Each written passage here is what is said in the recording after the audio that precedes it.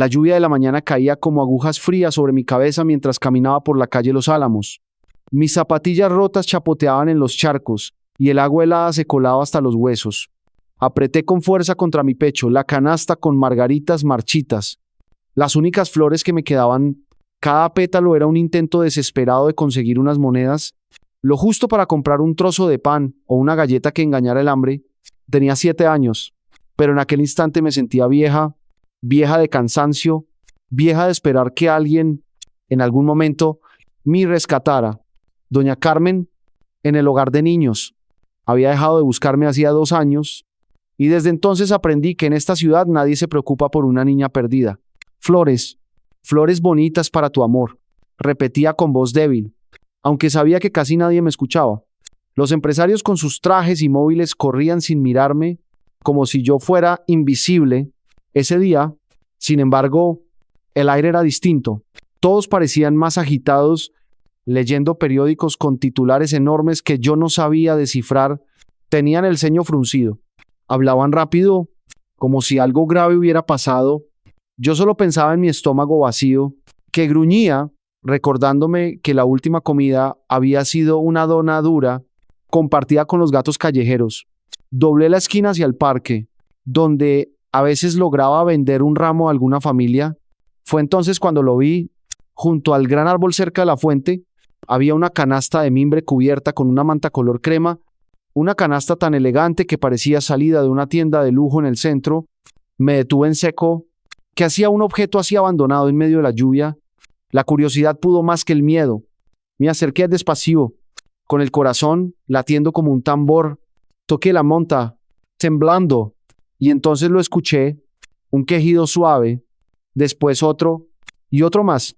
Levanté la esquina de la manta y mi aliento se cortó. 3 caritas idénticas me miraban con ojos azules enormes, brillando como espejos del cielo. Eran bebés, bebé varone, soropa finísima, más cara de lo que yo podría pagar en toda una vida.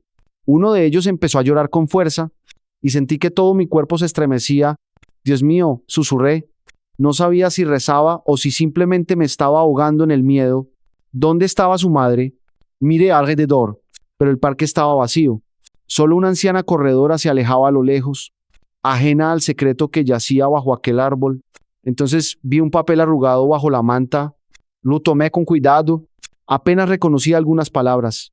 Seguro, amor, nunca. Mi lectura era torpe, pero esas 3 palabras me golpearon como piedras. Pasaron 20 minutos, luego 30. Norifino. El llanto de los pequeños se hacía más fuerte, y yo no podía apartar de mi mente los recuerdos de mis propias noches frías, de ese miedo insoportable a ser olvidada. Me arrodillé junto a ellos, moyada, con lágrimas que se mezclaban con la lluvia. No voy a dejar que esto les pase a ustedes, dije en voz vaga, sorprendida de escucharme tan decidida. Me descubrí acariciando las mantas como si fueran lo único verdadero en aquel mundo de sombras. Aunque no tenga nada, los cuidaré. Me incorporé con esfuerzo y rodeé la canasta con mis brazos. Pesaba mucho, casi más que yo misma. Sentí que los músculos de mis brazos iban a romperse, pero una fuerza nueva me levantaba del suelo. La certeza de que esos 3 bebés me necesitaban. Mientras caminaba con pasos torpes hacia el almacén abandonado donde dormía por las noches, una idea absurda cruzó mi cabeza. Tenía que darles nombres. No podían ser los bebés. Necesitaban identidad, fuerza. Te llamarás Mateo, le dije al que lloraba con más energía. Tú serás Emilio, añadí acariciando al que me miraba en silencio con ojos atentos. ¿Y tú, Santiago? Susurré al que apretaba mi dedo con una fuerza sorprendente. 3 nombres fuertes para niños fuertes. Avancé por calles húmedas y grises, temiendo que en cualquier momento alguien me descubriera cargando un tesoro tan frágil y tan valioso. Los escondí en la esquina más cálida de mi escondite, cubriéndolos con mi único abrigo. Les canté la melodía que apenas recordaba de mi infancia, y mientras ellos se calmaban, yo me sentía al borde del colapso. Lo que no sabía era que, a solo unas calles de distancia, un hombre poderoso, Alejandro Cortés, ofrecía 10 millones de euros por cualquier pista sobre sus hijos desaparecidos. Y tampoco sabía que, detrás de mí, en las sombras del parque, Alguien había estado observando cada movimiento con una sonrisa helada en los labios. La cacería acababa de comenzar. El almacén donde dormía siempre había sido frío y oscuro, pero desde que llevé la canasta con los 3 bebés se volvió todavía más pequeño. Los coloqué en la esquina más protegida y los cubrí con mi abrigo.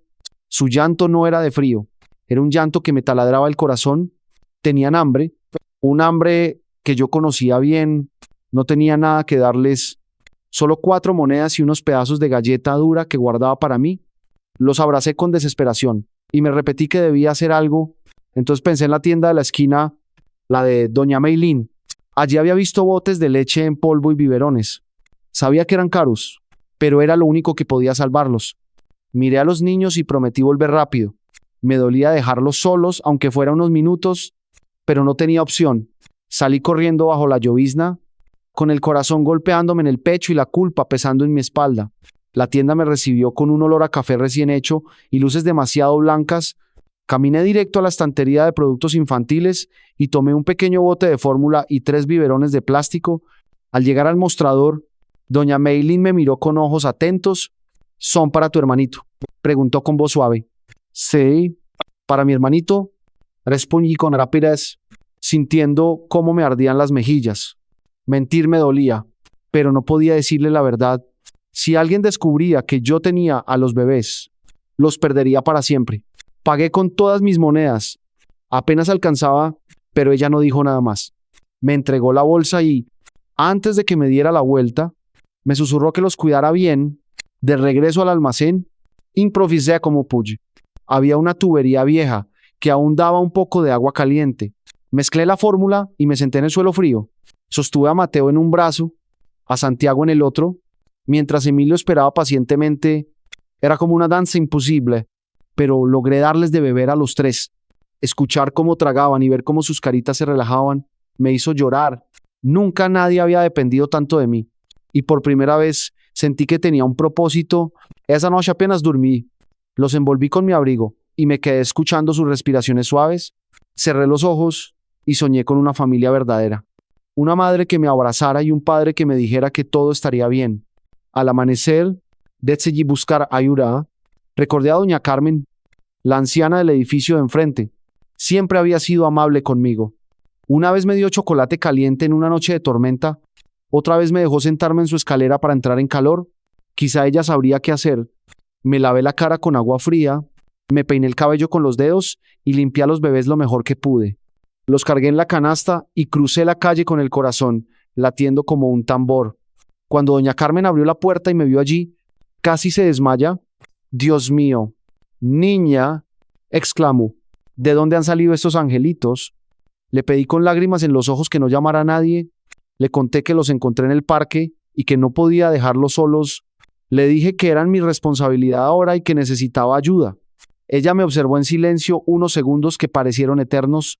Yo esperaba que cerrara la puerta, que llamara a la policía, pero en lugar de eso suspiró y me hizo una seña. «Entra», dijo, «vamos a darles de comer como se debe». El calor de su apartamento me envolvió. Olía a galletas y a jabón. Me ayudó a preparar los biberones y acomodó a los bebés en cojines suaves. Sus manos eran rápidas y firmes, como si toda la vida hubiera estado esperando este momento. Los niños se calmaron enseguida y verlos dormir en paz me dio un alivio enorme.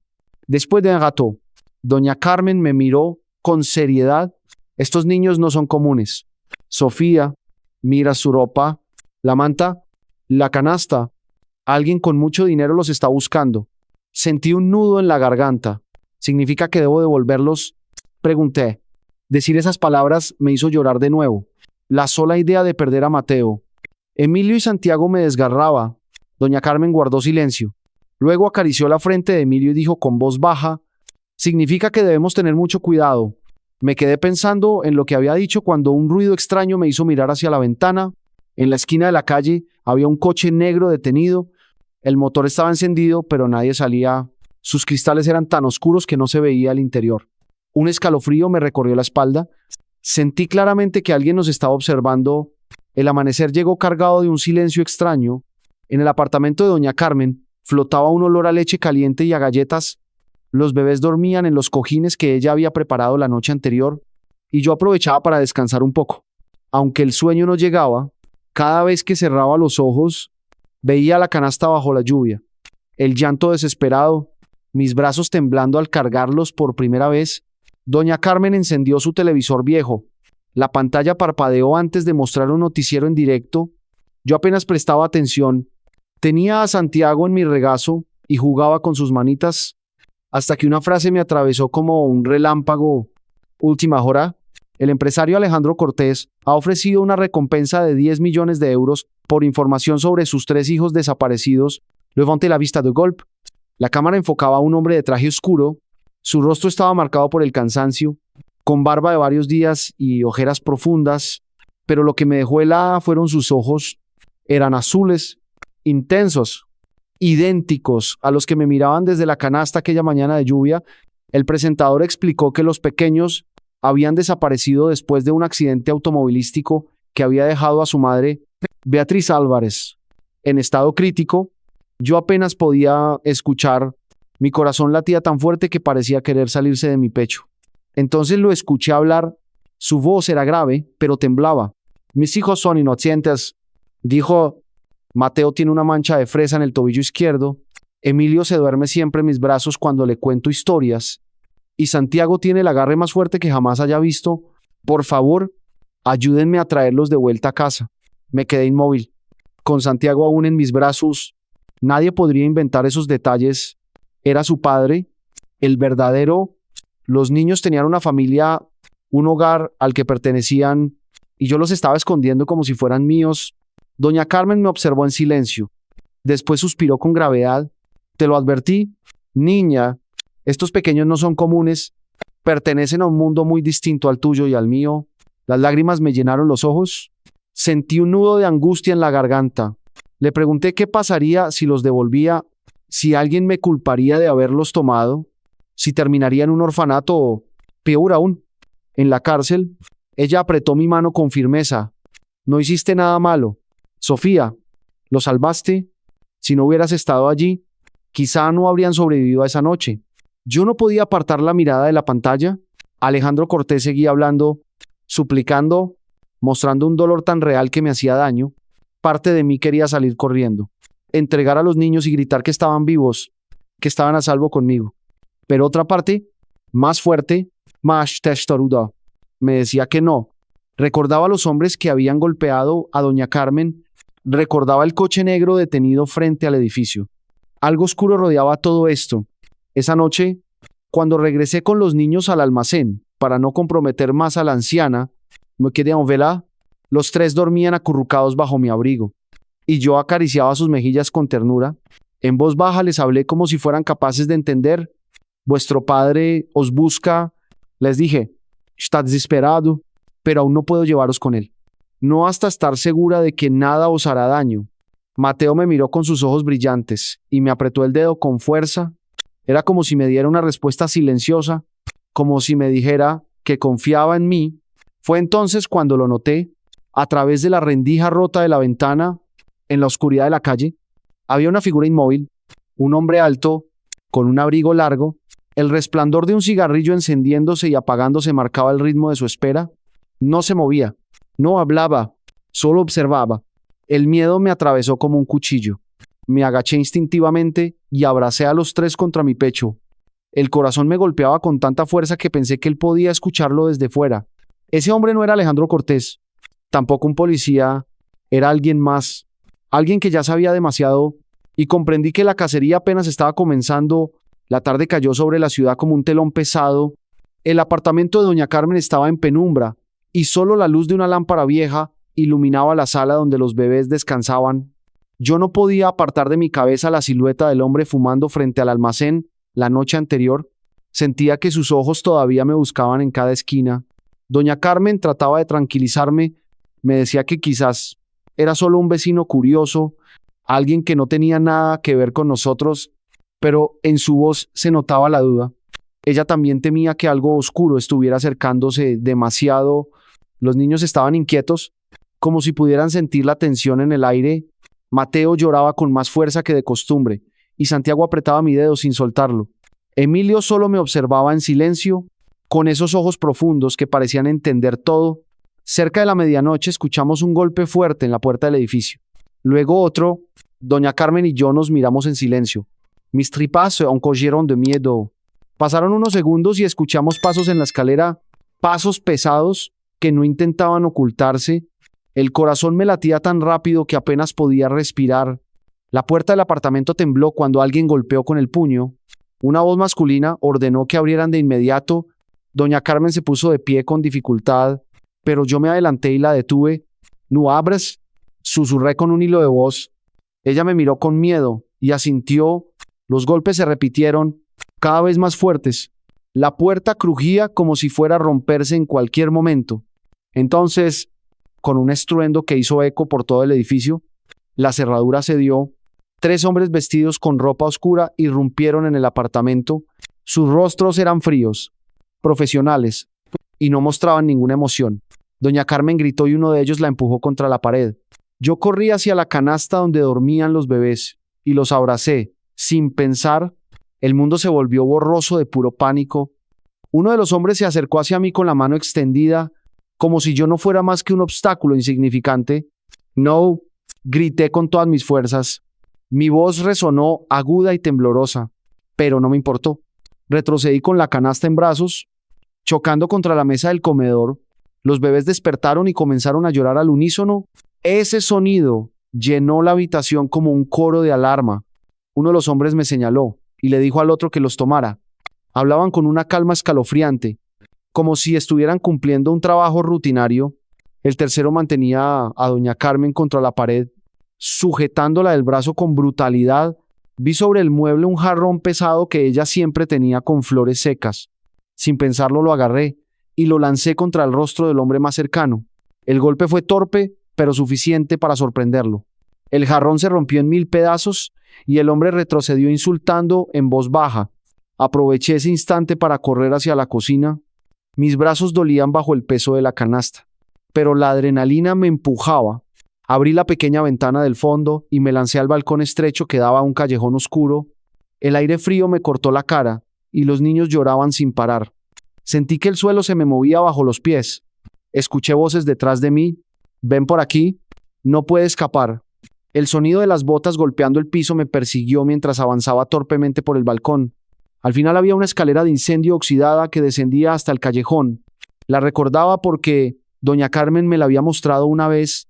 Bajé con desesperación, peldaño tras peldaño, con la canasta apretada contra mi pecho.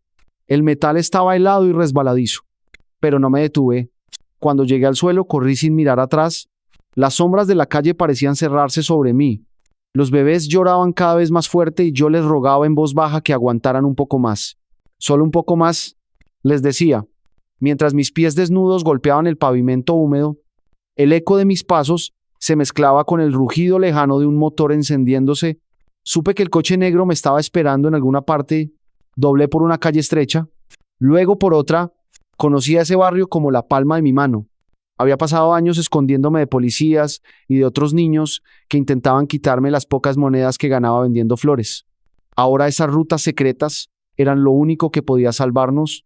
Finalmente me refugié en un portal abandonado. Mi respiración era tan fuerte que me dolía el pecho. Los niños seguían gimiendo agotados. Los acomodé en la canasta, los cubrí con la manta y me senté a su lado temblando. Pensé en doña Carmen. No sabía si seguía viva. Si esos hombres le habían hecho daño, la culpa me mordía el alma, pero no podía volver. Si lo hacía, perdería a los pequeños y quizá la vida. Apoyé la frente contra la pared húmeda y cerré los ojos un instante. El silencio de la madrugada era engañoso. Sabía que no estaba a salvo. Esos hombres no se detendrían hasta encontrarme, y entonces lo escuché. El motor del coche negro rugiendo al doblar la esquina. Los faros iluminaron fugazmente la entrada del portal donde me escondía. Sentí que el corazón se me salía del cuerpo. La persecución apenas comenzaba y yo estaba sola, con 3 bebés que dependían de mí. El motor del coche negro resonaba en mis oídos mientras corría por las calles oscuras. La canasta pesaba tanto que mis brazos parecían de piedra, pero no podía detenerme. Los bebés lloraban cada vez más fuerte, como si entendieran el peligro que nos rodeaba. Mis pies descalzos golpeaban el pavimento húmedo y el frío se me clavaba hasta los huesos. Doblé por una calle lateral que conocía bien. Only, detrás de un muro cubierto de grafitis, había una entrada olvidada al metro. Hacía tiempo que nadie usaba esos túneles.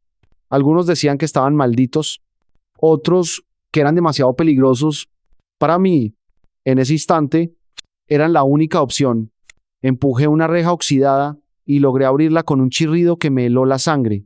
Bajé los escalones húmedos con cuidado, cargando la canasta contra mi pecho. El aire olía a moho y a tierra vieja. Cada paso retumbaba en la oscuridad como un tambor de guerra. Cuando llegué al fondo, encendí la linterna pequeña que había guardado de mis días, vendiendo flores en el parque.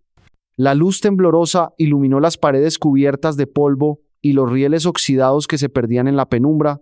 El eco del llanto de los bebés se multiplicaba, llenando el túnel como si fueran muchos más. Me arrodillé y los cubrí mejor con la manta. Les pedí en voz baja que se calmaran, que debíamos guardar silencio. Mi voz temblaba, pero trataba de sonar firme. Les prometí que estaríamos a salvo allí, aunque yo misma no lo creyera del todo. De pronto escuché pasos en la superficie. Voces masculinas gritaban mi nombre. Aunque sé que no me conocían, decían: niña, sal ahora. Sabemos que está cerca. El eco de esas voces me heló la sangre. Apreté a los niños contra mí y contuve la respiración. Esperé largos minutos hasta que todo volvió a quedar en silencio. El único sonido era el goteo constante de agua cayendo desde alguna tubería rota. Entonces me adentré más en el túnel. Siguiendo los rieles oxidados, mis piernas temblaban pero seguían avanzando. En un rincón encontré un viejo cuarto de mantenimiento con la puerta medio rota. Empujé la madera y entré. Había polvo, cajas vacías y un olor a humedad insoportable, pero también había un espacio suficiente para recostarme con los niños. Coloqué la canasta en el suelo y me senté junto a ellos. Mateo seguía inquieto, con el llanto entrecortado. Emilio se acomodó rápido, como si el sonido del túnel lo arrullara. Santiago me aferraba un dedo con su pequeña mano, y esa fuerza me devolvía valor. Me quedé en silencio, escuchando cada ruido, cada crujido del túnel.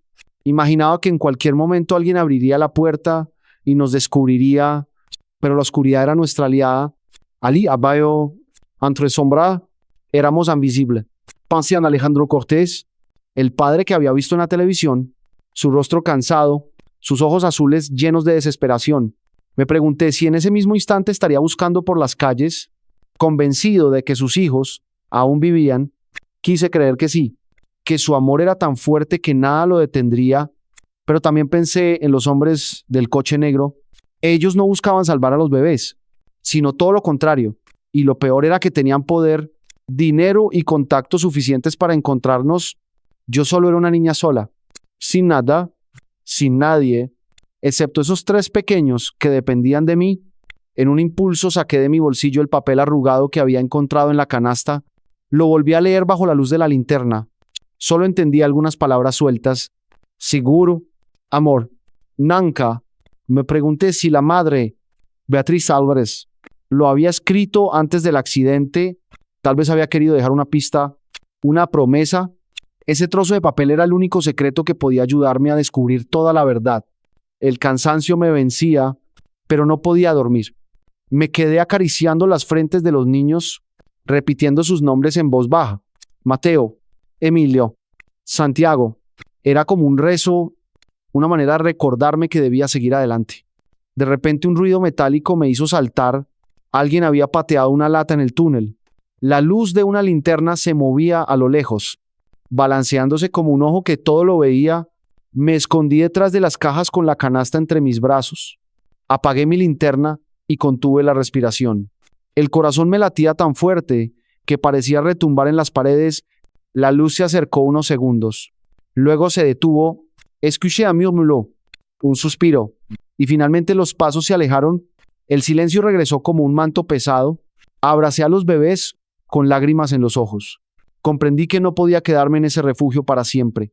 El túnel solo era una pausa, un respiro en medio de la tormenta. Muy pronto tendría que salir a la superficie y enfrentar lo que viniera. Esa noche, bajo tierra, juré que no dejaría que nadie les hiciera daño.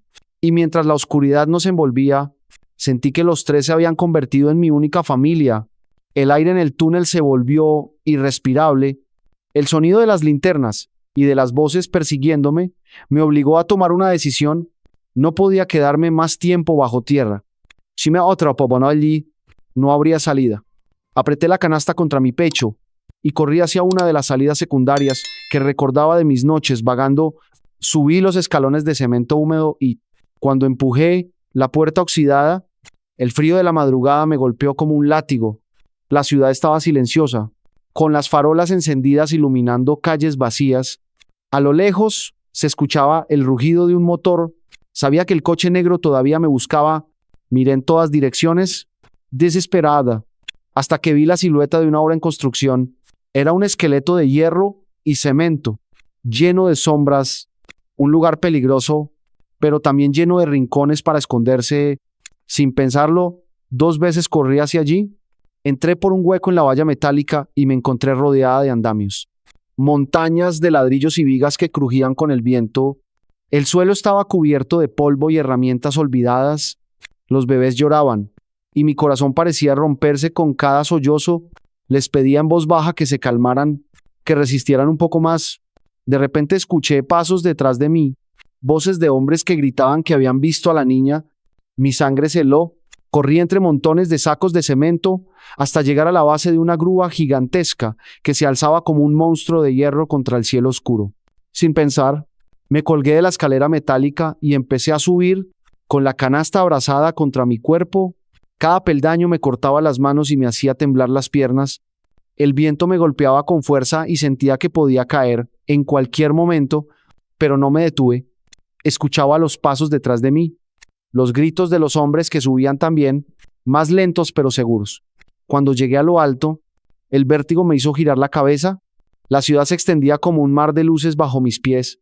Nunca había estado tan alto. El aire era helado y los bebés lloraban con más desesperación. Los acomodé en la plataforma de la grúa, tratando de mantenerlos a salvo. Uno de los hombres apareció en la escalera. Su rostro sudoroso brillaba bajo la luna. Me gritó que me entregara, que no tenía salida. Yo retrocedí hasta el extremo de la grúa, con los brazos temblando, sin saber qué hacer.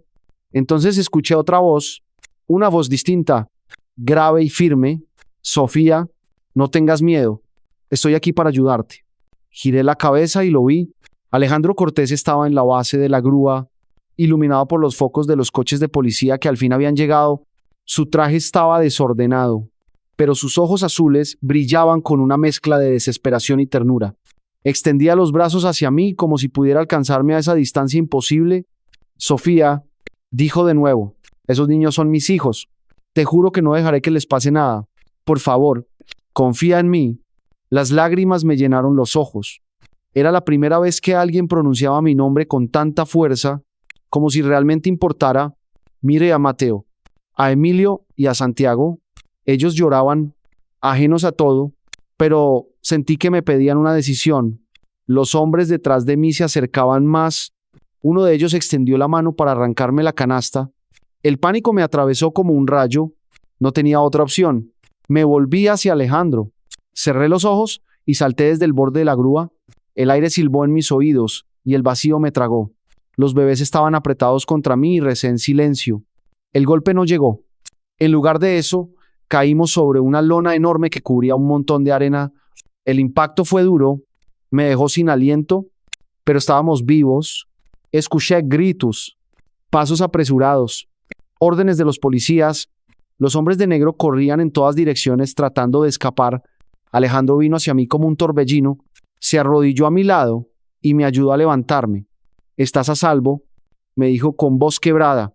«Ahora todo va a cambiar».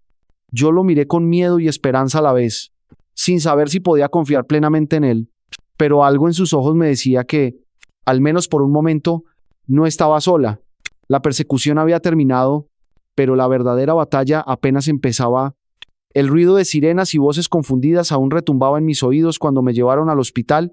La lona donde habíamos caído todavía me dolía en cada hueso, pero yo no me soltaba de la canasta. Mateo, Emilio y Santiago lloraban sin parar, y yo trataba de tranquilizarlos con caricias torpes. Los pasillos del hospital eran un mundo diferente, olor a desinfectante, luces blancas que me cegaban, médicos corriendo de un lado a otro. Todo era demasiado limpio, demasiado ordenado para mí. Me sentía como una intrusa en aquel lugar, una niña callejera rodeada de batas blancas. Alejandro caminaba a mi lado. Su mano rozaba mi hombro de vez en cuando, como para darme valor. No tengas miedo. Sofía, me decía con una voz baja pero firme. Nadie va a separarte de ellos. Gracias a ti están vivos. No supe qué responder. Mi corazón aún estaba dividido. Parte de mí quería confiar en él, en esos ojos que tanto se parecían a los de sus hijos, pero otra parte recordaba al coche negro, a los hombres que habían irrumpido en casa de doña Carmen, a la sombra que no dejaba de perseguirme. Me condujeron hasta una sala amplia donde colocaron a los bebés en 3 cunas transparentes. Una enfermera los revisaba con cuidado mientras yo me mantenía pegada al cristal, incapaz de separarme. Cada vez que alguno lloraba, sentía que debía entrar y cargarlo. Alejandro me pidió calma, asegurando que estaban en buenas manos. Un médico se acercó a él y le habló en voz baja. Yo solo escuché unas palabras: estable, posibilidades de despertar. Madre. Alejandro se giró hacia mí con una emoción nueva en el rostro. Ven conmigo, dijo. Quiero que la conozcas. Lo seguí por un pasillo hasta una habitación silenciosa. Allí, en una cama blanca, estaba una mujer conectada a máquinas que emitían pitidos suaves. Su piel era pálida, pero su respiración era regular. Su cabello oscuro caía sobre la almohada como un río detenido. Es Beatriz Álvarez, susurró Alejandro. Su madre, la madre de Elos. Me quedé inmóvil junto a la puerta. Era la primera vez que veía a la mujer que había dado vida a los 3 pequeños. Sentí un respeto inmenso, como si estuviera frente a una reina dormida. Alejandro se sentó junto a la cama y le tomó la mano con cuidado. Entonces ocurrió. Sus párpados temblaron y se abrieron lentamente. Sus ojos, cansados pero vivos, se encontraron con los míos. Vi sorpresa en su mirada, luego una especie de alivio. Con voz débil, preguntó por los niños. «¿Están aquí?», contestó Alejandro con lágrimas en los ojos. «Están vivos gracias a ella». Señaló hacia mí. Me acerqué despacio, con miedo de molestarla. Ella sonrió débilmente y me susurró: «Gracias». Esa palabra me atravesó como un rayo. Nadie me lo había dicho en mucho tiempo, pero la calma no duró. Beatriz apretó la mano de Alejandro y, con esfuerzo, pronunció un nombre: Dramón. Sus labios apenas se movieron, pero el sonido fue claro. Alejandro se inclinó hacia ella, pidiéndole que explicara. Entre pausas y respiraciones cortas, ella contó la verdad. El accidente no había sido un accidente. Su propio suegro, don Ramón Cortés, lo había planeado. Quería a los niños lejos de su madre, porque la ley establecía que si morían antes de cumplir 1 año, toda la fortuna de la familia regresaría a sus manos. Sentí que la habitación giraba a mi alrededor. Comprendí que los hombres del coche negro no eran policías ni desconocidos. Eran enviados de don Ramón. Comprendí que cada sombra, cada persecución, tenía un nombre y un rostro. Alejandro cerró los ojos con dolor. Siempre lo sospeché, murmuró, pero escucharlo de ti lo cambia todo. Le besó la frente con ternura y luego se volvió hacia mí. Sofía, dijo con voz firme, ¿ahora sabes la verdad? No podemos bajar la guardia. Miré a Beatriz, a sus ojos cansados, que aún brillaban con determinación. Miré a Alejandro, cuya rabia contenida lo hacía parecer más grande que nunca. Y luego pensé en los 3 pequeños que descansaban en la sala de neonatología. Ya no era solo un juego de escondidas, ahora era una guerra. Y yo, una niña de la calle, estaba en medio de ella. Me acerqué a Beatriz y le tomé la mano con timidez. Le prometí que cuidaría de sus hijos, pasara lo que pasara. Ella sonrió débilmente y cerró los ojos de nuevo, agotada pero en paz. En ese instante, un teléfono sonó en el bolsillo de Alejandro. Respondió con rapidez y su rostro se endureció. El inspector Ortega había encontrado pruebas, pero también advertía que don Ramón se movía con rapidez. Tenía abogados, contactos y hombres dispuestos a todo.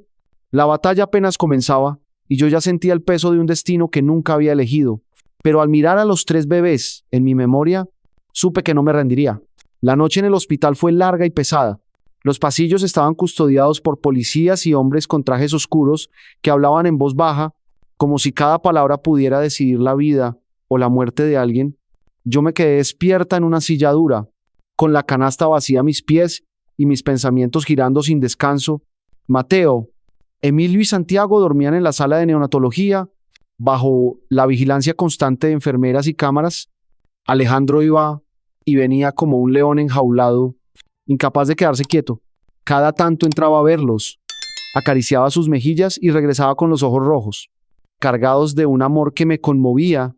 Al amanecer llegó el inspector Javier Ortega. Era un hombre alto, de cabello entrecano y mirada penetrante. Vestía de civil, pero su porte lo delataba como alguien acostumbrado a la disciplina. Se presentó conmigo con una sonrisa breve y un apretón de manos firme. Eres Sofía, la niña que salvó a los pequeños. Ahora entiendo por qué Alejandro no deja de hablar de ti. No supe qué decir. Apenas incliné la cabeza, avergonzada. El inspector pidió hablar con nosotros en privado. Nos llevaron a una sala de reuniones dentro del hospital. Alejandro se sentó a mi lado y me dio confianza con su presencia. Aunque la tensión en el aire era evidente, Ortega puso unos papeles sobre la mesa. Lo que voy a contarles no es fácil de escuchar, pero deben saberlo. Estos documentos pertenecen al testamento de la familia Cortés, actualizado hace 3 años. En ellos se establece que si los trillizos mueren antes de cumplir 1 año, toda la herencia acumulada de su padre pasa directamente al control de don Ramón.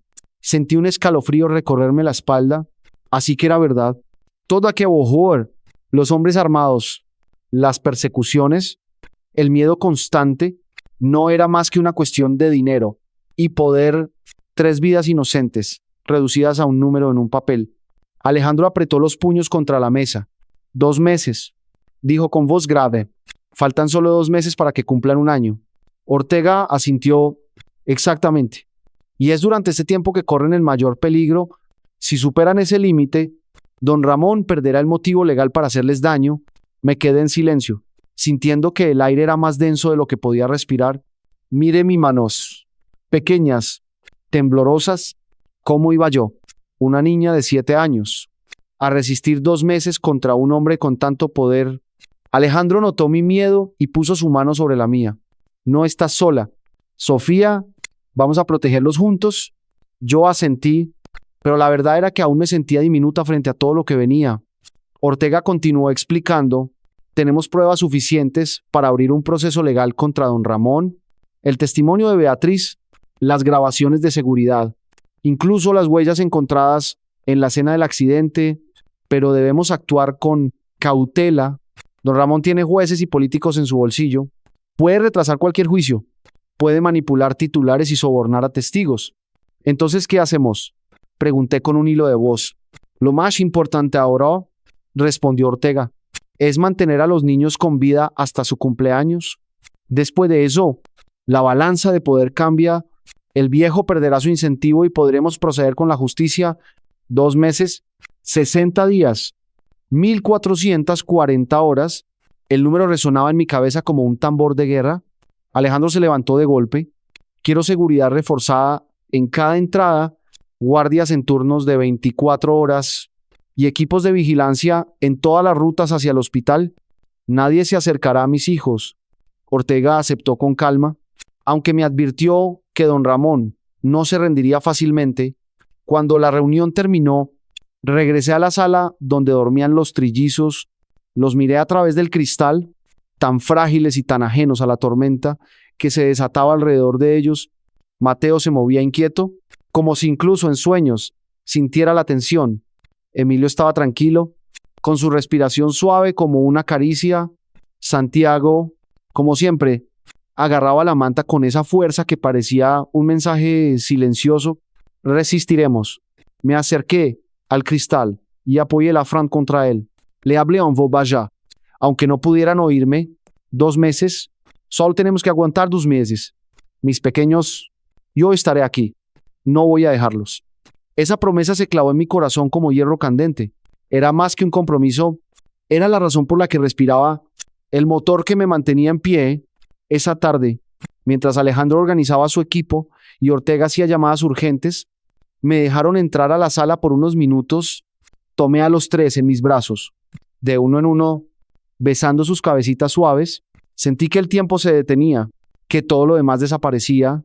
En esos instantes, comprendí lo que significaba la palabra familia. No era la sangre ni los apellidos.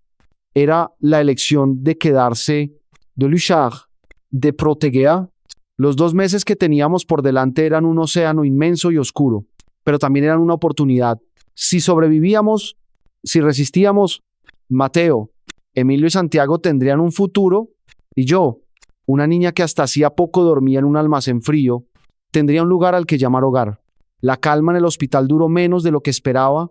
Durante el día, todo parecía bajo control.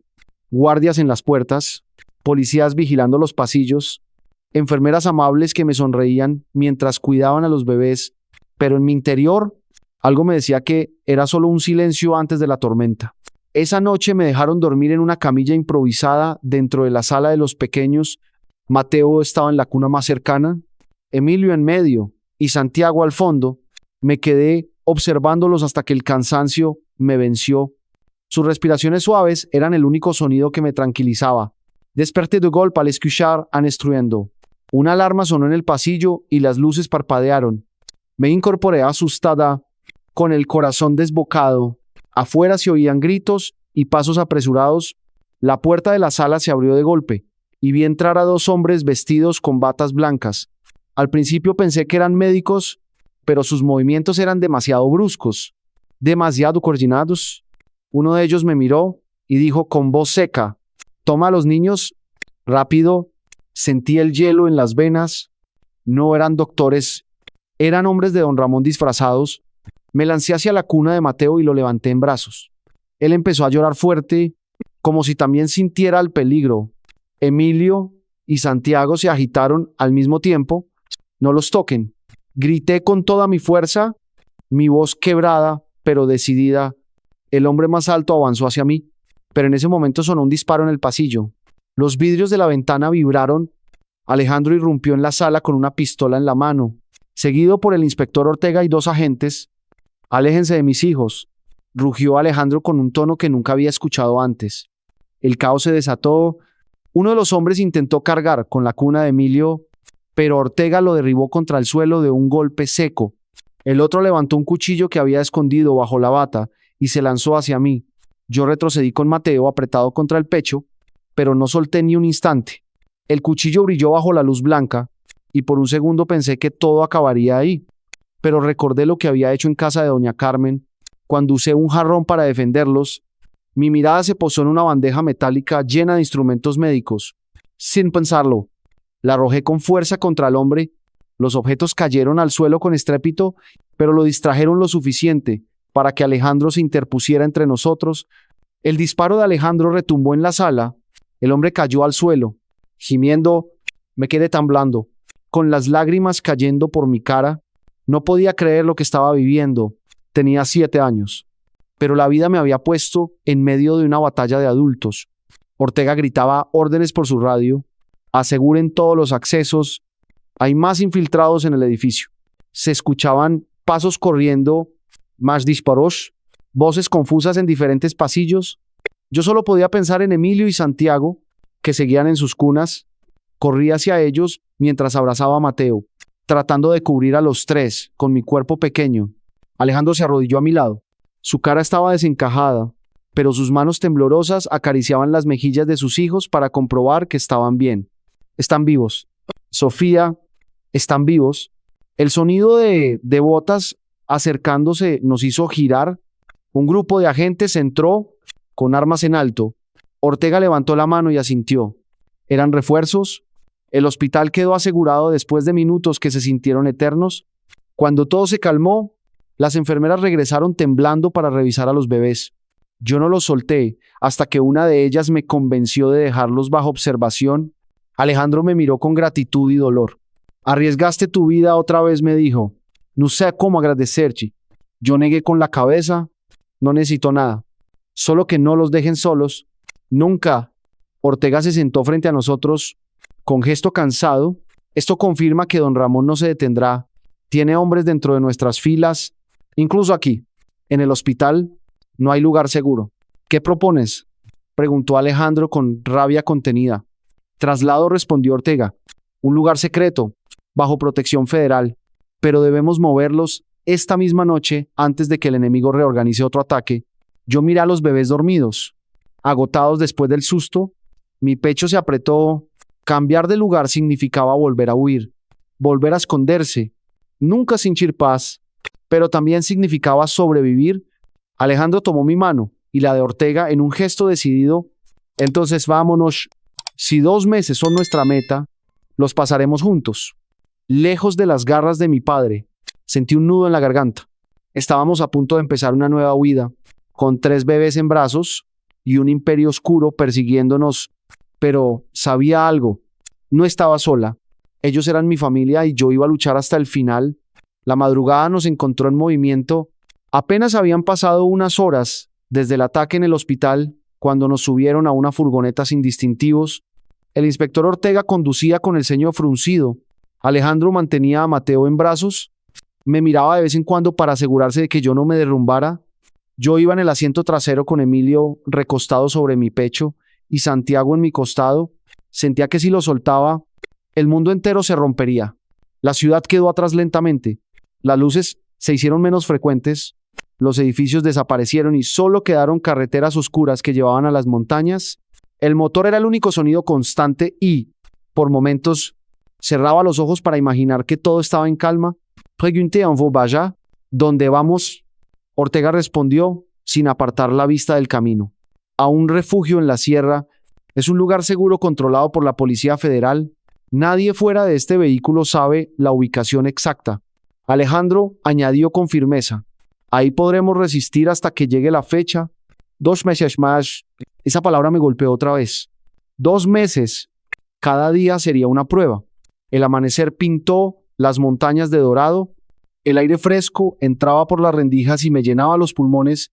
Observaba los pinos altos que parecían centinelas vigilando el camino. Por primera vez en mucho tiempo sentí una chispa de esperanza. Llegamos a un pueblo pequeño, de casas de adobe con techos rojos y calles empedradas. Nos condujeron hasta una casona antigua a las afueras, rodeada de muros altos y con un portón de hierro custodiado por agentes armados. Ortega dijo con voz firme, aquí estarán seguros. Nadie entra sin mi autorización.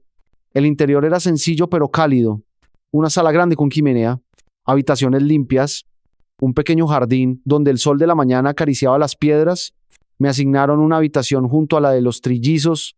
Cuando dejé a Emilio y a Santiago en sus cunas improvisadas, sentí un alivio que no recordaba desde hacía años. Alejandro se acercó y me dijo, es lo más parecido a un hogar que hemos tenido en semanas. Yo no supe qué responder. Para mí, la palabra hogar siempre había sido lejana, casi irreal, pero al ver a los bebés dormidos, pensé que quizás estaba empezando a construir uno. Los primeros días en el refugio nos devolvieron un poco de paz. Yo me levantaba temprano para dar biberones. Alejandro me ayudaba torpemente, pero lo hacía con amor verdadero. Ortega vigilaba las rondas de seguridad, revisaba radios y hablaba con otros agentes sobre posibles movimientos de don Ramón. Había momentos de calma. Santiago intentaba balbucear y yo reía al verlo. Emilio observaba todo con esa mirada tranquila que lo distinguía. Mateo jalaba la corbata de Alejandro con tanta fuerza que lograba arrancarle una sonrisa. Por un instante, podía creer que la pesadilla había terminado. Una tarde salí al jardín para tender unas mantas. Vi un cuervo sobrevolando el muro y después noté un destello metálico en la colina. Me quedé helada. Era como si alguien nos estuviera observando con prismáticos. Corrí adentro para avisar a Ortega. Salió de inmediato con 2 agentes. Revisaron la zona y no encontraron nada. Pero yo vi en sus ojos que me creía. Esa noche, durante la cena, Ortega habló en voz baja. Don Ramón tiene recursos para rastrear cada movimiento, aunque ocultemos nuestra ubicación. Tarde o temprano encontrará una pista. Alejandro apretó los puños y preguntó con rabia. Entonces, ¿qué propone? Ortega respondió con calma. Resistencia. Aquí tenemos ventaja de terreno, pero debemos estar preparados. Yo no dije nada. Miraba a los trillizos dormidos y pensaba que, aunque el lugar pareciera una fortaleza, ellos seguían siendo tan frágiles. La diferencia no estaba en las armas ni en los muros, sino en el valor para protegerlos. Esa noche soñé con sombras trepando el muro, con manos frías que intentaban arrancarme a los bebés. Me desperté sudando, con el corazón desbocado. Fui a la habitación de ellos y me quedé sentada en el suelo, vigilando hasta que amaneció. Al salir el sol, Ortega recibió una llamada urgente. Su rostro cambió mientras escuchaba. dijo con voz grave. Interceptamos comunicaciones. Alguien filtró que Alejandro y los niños están en las montañas. Don Ramón ya sabe que estamos aquí. El silencio nos envolvió. Alejandro se levantó y me miró directo a los ojos. No importa dónde nos escondamos, Sofía, la lucha vendrá a nosotros, pero no tengo miedo porque no estamos solos. Respiré hondo y asentí. Sabía que, si el peligro llegaba, yo no huiría. Era la hermana mayor de esos 3 pequeños y lucharía hasta el final. Los días en el refugio se habían vuelto una rutina de vigilancia y cuidado. Ortega revisaba cada guardia. Alejandro organizaba turnos y yo pasaba casi todo el tiempo con los niños. Me aferraba a esa normalidad frágil, como si pudiera detener el tiempo, pero dentro de mí sabía que no duraría mucho. Una noche fría, mientras la chimenea crepitaba, escuché un ruido extraño en el exterior. No era el viento ni los pasos de los guardias habituales. Era un murmullo grave, como de motores apagados a lo lejos. Me levanté de golpe y miré por la ventana del pasillo. En la colina vi sombras moviéndose, demasiadas para ser simples animales. Corrí a avisar a Alejandro. «Hay alguien afuera», le dije casi sin aliento. Él me miró serio y respondió. «Sabía que vendrían. Quédate con los niños. Ortega y yo nos encargaremos». Me negué con la cabeza. «No voy a dejarlos solos».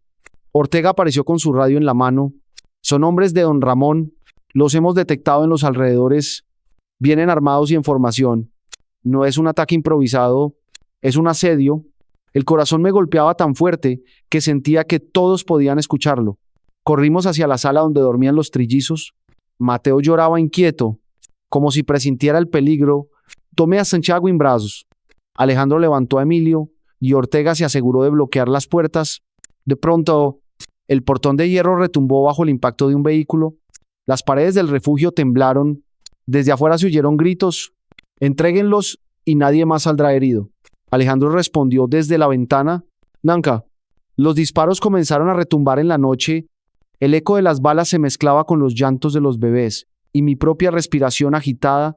Me agaché en un rincón, tratando de cubrir a Santiago con mi cuerpo. Ortega gritaba órdenes a los agentes que estaban en la azotea. La casona se convirtió en una fortaleza improvisada.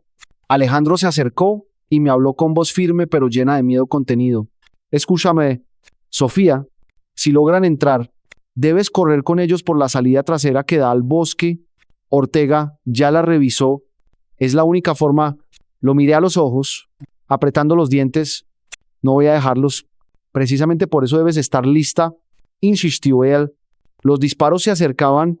Escuchamos el portón ceder, los pasos pesados entrando en el patio. Ortega disparó desde una ventana, logrando frenar a algunos, pero eran muchos más. Un humo espeso comenzó a llenar el pasillo. Me cubrí la boca con la manta de Santiago y supe que estaban lanzando gases para obligarnos a salir. Los bebés tosían, desesperados. La angustia me desgarraba el pecho. Alejandro gritó: «Ahora, Sofía, llévalos». Con lágrimas nublando mi vista, cargué a Santiago y tomé de la mano la canasta donde estaban Mateo y Emilio. Corrí hacia el pasillo trasero mientras los disparos retumbaban a mis espaldas. Cada paso parecía eterno. Llegué a la puerta de servicio, un portón de madera reforzada. La empujé con todas mis fuerzas y logré salir al aire frío de la montaña. El bosque se abría frente a mí, oscuro pero lleno de escondites. Me interné entre los árboles, escuchando las ramas quebrarse bajo mis pies y el llanto de los bebés que parecía guiarme. Detrás aún se oían los gritos y el tiroteo. Pensaba en Alejandro y en Ortega resistiendo para darnos tiempo. El miedo me oprimía, pero también una fuerza desconocida me impulsaba. No podía fallarles. Me refugié detrás de unas rocas grandes, tratando de calmar a los pequeños. «Tranquilos, mis niños, y así pasa. No voy a dejar que nadie los toque». El silencio fue interrumpido por pasos que se acercaban. Sujeté la canasta con más fuerza, lista para huir otra vez. Pero la voz que escuché me hizo detenerme. «Sofía, soy yo», dijo Ortega. «Ya te ando». Estaba herido en un brazo, pero vivo. Alejandro sigue dentro. Está conteniendo a los hombres de don Ramón. Necesitamos movernos antes de que los refuerzos nos rodeen. Mis lágrimas cayeron sin control. «No podemos dejarlo». Ortega me miró con seriedad. «Él lo sabe. Está ganando tiempo para ti y para ellos. Si nos seguimos, todo su sacrificio será en vano. Miré a Mateo, Emilio y Santiago, que me observaban con ojos grandes y asustados. Sentí la verdad en las palabras de Ortega. La guerra no había terminado, pero lo más importante era mantenerlos vivos. Me levanté con decisión y le respondí: vamos, no importa dónde tengamos que escondernos. Lo mantendré a salvo. Lo prometí. El bosque nos envolvió con su oscuridad. El eco de la batalla quedaba atrás, pero sabía que don Ramón no se detendría. Esa noche entendí que mi papel no era solo cuidar a los bebés, era resistir, era luchar por una familia que había elegido, aunque el mundo se derrumbara alrededor. El bosque estaba oscuro y frío, pero lo peor era el silencio. Los disparos en la casona se habían apagado poco a poco hasta convertirse en ecos lejanos. Ortega me guiaba con paso firme, aunque cojeaba por la herida en su brazo. Yo cargaba los trillizos como podía, alternando entre la canasta y mis brazos. Mi corazón estaba dividido. Habíamos escapado. Sí, pero Alejandro seguía adentro. De pronto, Ortega se detuvo y me miró con seriedad. Debemos seguir, Sofía. Si volvemos, arriesgaremos todo. Sentí un nudo en la garganta. No puedo dejarlo morir. Él arriesgó su vida por nosotros. Los niños lo necesitan. Yo también. Ortega apretó los labios y respondió: Alejandro sabía el riesgo. Su misión era darte tiempo para huir. No quise escucharlo más. Colocando a Mateo y Emilio en la canasta, abracé a Santiago y lo entregué con cuidado a Ortega. Llévalos lejos. Escóndelos. Yo regresaré por él. El inspector me sostuvo del brazo. Eres solo una niña. No puedes enfrentarte a esos hombres. Lo miré con decisión. He vivido sola en las calles 2 años. He peleado contra hombres más grandes que yo. No me importa cuántos sean. No pienso dejarlo. Antes de que pudiera detenerme, corrí de regreso hacia la casona. El camino parecía interminable. Las ramas golpeaban mis brazos. Las piedras lastimaban mis pies. Pero nada me frenaba. Cada paso era un grito en mi interior. Alejandro no podía quedar atrás. Cuando llegué, el refugio ardía en algunas partes. El humo salía por las ventanas y el portón de hierro estaba abierto de par en par. Me escondí detrás de un muro y escuché voces. Tráiganlo aquí, ordenó alguien con tono autoritario. Reconocí esa voz de inmediato. Era don Ramón. Me asomé y vi a Alejandro de rodillas en medio del patio. Con las manos atadas y la cara ensangrentada, 2 hombres lo sujetaban, mientras otro iluminaba la escena con una linterna. Y frente a él, erguido como un rey cruel, estaba don Ramón, alto, con traje oscuro impecable y mirada de hielo. Te lo advertí. Hijo, dijo con calma, tu obstinación nos ha llevado a este punto. Esos niños nunca debieron existir y esa mujer que elegiste como esposa fue tu mayor error. Ahora todo termina aquí. Alejandro, con la voz quebrada, respondió: jamás tendrás a mis hijos. Prefiero morir antes que entregártelos. La rabia de don Ramón se notó en un gesto apenas contenido. Ya los encontraré. Y cuando lo haga, nadie podrá detenerme. Yo sentí que la sangre me hervía. No podía quedarme escondida. No podía permitir que ese hombre se llevara la victoria. Recordé todas las veces que juré proteger a Mateo, Emilio y Santiago. Recordé las lágrimas de Beatriz en el hospital. Recordé la voz de Alejandro diciéndome que ya era parte de su familia. Agachada, entré por la parte trasera de la casona. El humo me quemaba los ojos, pero seguí adelante. Encontré un trozo de madera carbonizada y lo sujeté como si fuera un arma. Mis manos temblaban, pero mi corazón estaba decidido. Me acerqué al patio en silencio, oculta entre sombras. Uno de los hombres que sujetaba a Alejandro se giró un poco y aproveché. Con toda mi fuerza, lancé el madero contra su espalda. El impacto lo hizo tambalear y Alejandro aprovechó para empujarlo al suelo. ¡Ahí!, gritó otro. Señalándome, corrí hacia Alejandro, que ya se levantaba tambaleante. Él me miró con desesperación. ¿Qué haces aquí? Te dije que huyeras. Jamás te dejaría solo. Respondí con voz temblorosa, pero firme. Don Ramón dio un paso adelante. Su sombra se alargaba bajo el resplandor del fuego. ¡Qué conmovedor! La niña de la calle jugando a ser heroína. No entiendes en qué mundo estás. Pequeña, este es un juego de poder, no de sentimientos. Lo miré directamente a los ojos. No es un juego, es mi familia y voy a defenderla. Los hombres se abalanzaron hacia nosotros. Alejandro, aunque herido, logró golpear a uno y quitarle el arma. Yo me lancé contra otro, arañando y mordiendo como una fiera. En ese caos, escuchamos de pronto un estruendo de motores y luces azules iluminando la montaña. Sirenas. Ortega había cumplido su palabra. Patrullas federales irrumpieron en el lugar, rodeando la casona. Los hombres de don Ramón comenzaron a dispersarse, pero ya era tarde. El propio don Ramón levantó las manos lentamente, aunque su mirada seguía siendo de desprecio. ¿Crees que has ganado, Alejandro? Pero mi poder no termina aquí. Agentes lo esposaron frente a nosotros. Alejandro cayó de rodillas, agotado, y yo corrí a sostenerlo. Él me abrazó con fuerza. Me salvaste.